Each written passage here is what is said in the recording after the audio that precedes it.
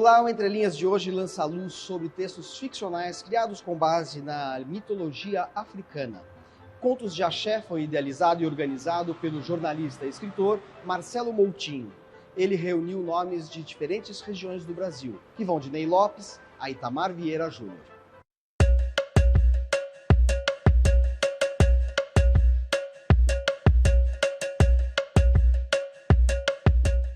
Contos de Axé nasceu de qual demanda, de qual estímulo? Eu me iniciei no culto de Fá, né? Sou hoje um alofacã, né? A gente conhece, por exemplo, mitologia greco-romana e não conhece mitologia iorubá, né? Que é alguma coisa que me parece muito relacionada ao racismo religioso, ao racismo estrutural que a gente vive no país. E a literatura me pareceu uma ponte, né? Que possibilitasse, né? Levar essas narrativas, esses arquétipos, esses mitos, para além da premissa meramente religiosa. A gente teve cuidado de fazer um verbete informativo com informações básicas sobre aquele orixá que vai ser retratado no conto a seguir.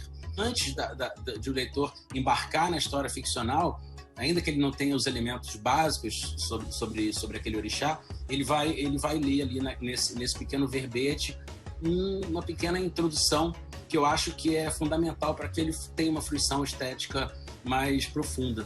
Eu penso que a variedade que a gente procurou na composição, né, do grupo de autores, ela se refletiu também na realização dos contos. Essa variedade, e era uma busca desde o começo, ter essa variedade, autores mais experimentais, autores que trabalham com uma narrativa mais linear, mais clássica, ela se sedimentou na hora que eu recebi, né, que eu recebi os textos. Eu tenho desde uma autora do Recôncavo Baiano até um autor de Porto Alegre, ou seja, a gente atravessa o Brasil, porque cada lugar tem sua relação também com essas religiões. Então, essa multiplicidade na composição dos autores, eu acho que ela, de certa forma, se reproduziu na feitura dos contos.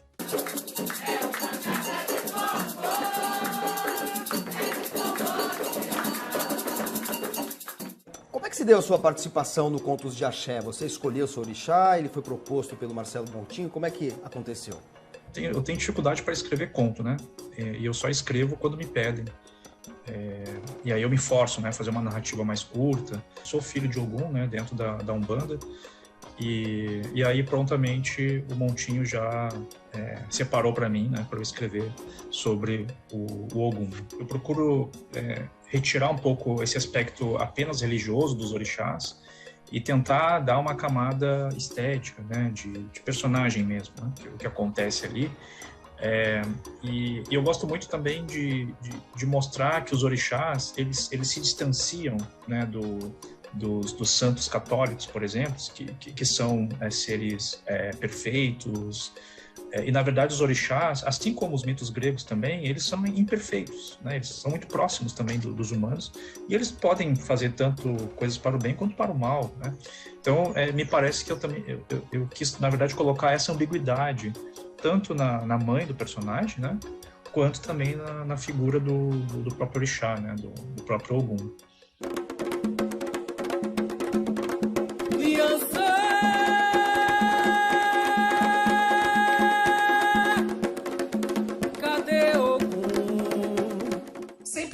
Pela literatura e pela escrita uma paixão. Tive uma experiência acadêmica no mestrado, agora no doutorado também estou tendo, sigo tendo essa experiência. Aí quando ele falou dos autores, eu falei, mas Moutinho, eu não tenho nem roupa para estar com essa gente, imagina, eu não vou escrever. Não tenho... Fiquei muito insegura, te confesso, mas eu topei o desafio.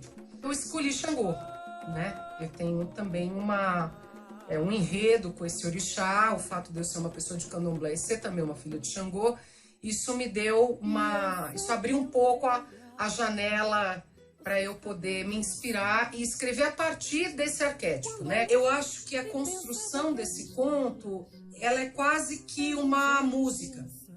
É quase como se eu estivesse fazendo uma música. Não à toa eu uso de recursos que musicalmente a gente usa, né, de repetições, que na música a gente fala ostinatos, né, são trechos rítmicos que se repetem. Então eu uso isso na literatura de que maneira? Talvez trazendo outros sentidos para uma mesma palavra, né, alguns sinônimos, mas que não são necessariamente óbvios, né?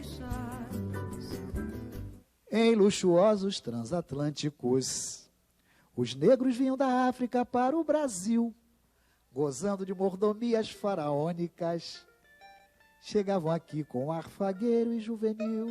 Quando o Motinho me convidou para escrever, ele próprio sugeriu, né, sobre Orumilá, que é uma entidade espiritual, é uma divindade dos iorubás, que não é exatamente um orixá, é um pouco diferente. É uma divindade que teria participado, segundo a mitologia iorubana, teria participado da criação do mundo.